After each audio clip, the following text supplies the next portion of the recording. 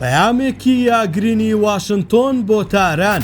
ئەمریکا کوشندەترین چەکی مێژووی خۆی دژی ئێران دەخاتە گەڕ.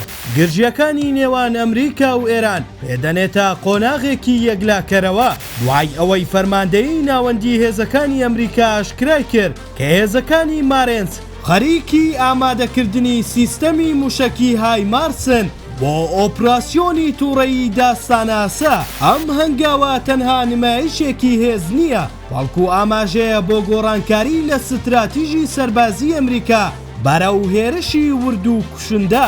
سیستەمی هایمارس کە بە پاشای جەنگە مۆدێرنەکان ناسراوە، سیستەمێکی موشەکی سووک و گەڕۆکە، دەتوانێت لە ماوەیەکی زۆر کەمدا موشەکی مەودا کورت و مامناوەند بە وردیەکی بێوێنە بە هاوکاری GPS بوەشێنێت و پێش ئەوەی دوژمن شوێن پێی هەڵبگرێت پێگەکەی چۆل بکات. ئەوەی ئەم سیستەمە مەترسیدار دەکات توانای تێپەڕاندنی سیستەمە بەرگریەکان و پێکانی ئامانجە ستراتیژیەکانە لە دووری 80 تا 300 کیلۆمەتر. ئامادەکردنی ئەم موشک هاوێژە لەلایەن واشنتۆنەوە پەیامێکی ڕوونە بۆ تاران کە ئەمریکا ئامادەیە بۆ تێکشکاندنی هەر هەڕەشەیەک لە ڕێگەی تەکنۆلۆژیایەکی سەربازیەوە کە هاوسەنگی هێز لە ناوچەکە دەگۆڕێت. ئەم ئامادەکاریە چرا نیشانەیەوەیە کە بژاردەی سەربازی ئەمریکا لە دژی ئێران لە هەموو کاتێک زیاتر نزیک بۆتەوە و جەنگەکە چووەتە ئاستێکی تاکتیکی و مەیدانی نوێوە.